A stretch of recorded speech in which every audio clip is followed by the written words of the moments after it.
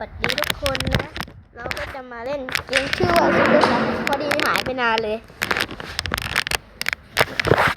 จะมาเล่นเกมซูเปอร์ซันกันคราวนี้พี่ได้ซื้อไดเปอร์ไปแล้วซื้อไปหลายบาทอยู่เพราะว่าก็ไล่ฟาร์มก่อนที่จะมาอัดคลิปเนี่ยก็เน็ตละบ้านหนูไม่ค่อยจะดีก็เลยจะรอดาสักหน่อยพอดีเมื่อกี้มันโดนตัดออกไปแล้วก็เลยต้องออกแล้วเข้าใหม่และเริ่มอัดคลิปใหม่เลยจะเชื่อมต่อใหม่นะทุกคน